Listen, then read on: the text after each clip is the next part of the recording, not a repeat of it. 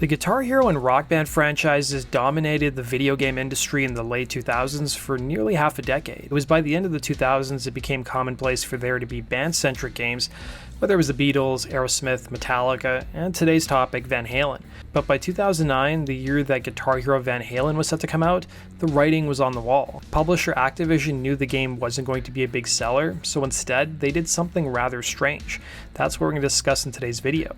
Guitar Hero publisher Activision created their first band-centric game of the franchise with 2008's Guitar Hero Aerosmith. The game was a huge success, with one report claiming that Aerosmith made more money from the video game than they did from any of their albums, with the game bringing in $25 million in revenue.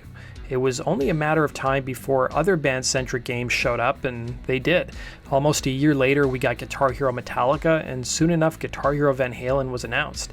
But there was something strange about the Guitar Hero Van Halen game. The first question many fans asked was whether we'd get songs from the David Lee Roth and or Sammy Hagar era of the band, and I'm sure a few people even asked if we get songs from the Gary Cherone era. It would be announced that the current incarnation of the band at the time, with Roth fronting it, would be represented in the game. This version didn't feature longtime bassist Michael Anthony, as he'd already left the group. Instead of Michael Anthony, you'd see Eddie's son Wolfgang on screen.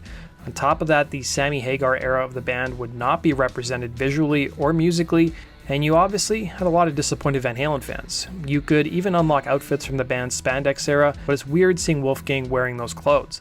The game came equipped with 25 Van Halen songs from the David Lee Roth era, along with 19 tracks from other artists that, upon first glance, seem weirdly out of place. The developers would claim that the 19 songs that were non-Van Halen tracks were from bands that were influenced by Van Halen themselves, including the likes of Fountains of Wayne, Third Eye Blind, Billy Idol, and Lenny Kravitz.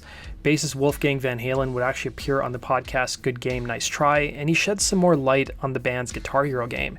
He would reveal that he was the one who chose the 19 non-Van Halen tracks in the game, as he was a fan of those songs and artists at the time. As for why the current incarnation of Van Halen were the only avatars in the game, he would tell the podcast it's really a delicate situation because of politics. I don't know if you're familiar with the drama behind Van Halen in general, but it's like there's this singer and then there's this singer, and it's like we really couldn't show all of that throughout the whole thing. So it was just like, let's use the current band as it is. And I think that pissed off a lot of people that the kid bass player happened to be there in the 70s, you know.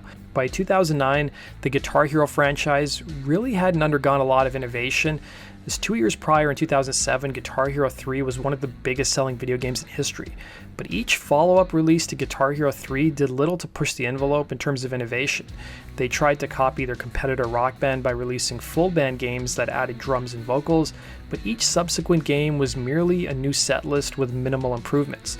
Guitar Hero publisher Activision would release an astounding 25 SKUs of Guitar Hero just in 2009. Throughout 2009, it became evident to Activision that sales were slumping and not meeting expectations, and prior to the fall release of Guitar Hero 5, the company announced that everybody who pre-ordered the game would get a free copy of Guitar Hero Van Halen. To a lot of people in the community, it became evident that Guitar Hero Van Halen wasn't going to be a strong seller on its own, and that was the case. Released in the fall of 2009, sales of the game were reported to be less than 250,000 copies worldwide, and that figure doesn't include the copies that were given away to those who bought Guitar Hero 5. I admit that I bought the game merely to get the songs so I could import them into Guitar Hero 5 and play them. Upon its release in 2009, Guitar Hero Van Halen would be met with harsh criticism. Some critics called it the laziest game in the franchise, while others slammed it for its revisionist history, limited setlist, and lack of innovation, and even a lack of acknowledgement of the Sammy Hagar era of the band.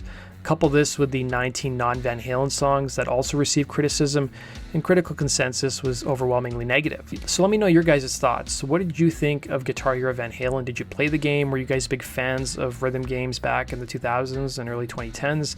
I personally was, and I don't think my channel would exist without those games. So let me know in the comment section, guys. I hope you enjoyed today's episode. We'll see you again on Rock and Roll True Stories. Take care.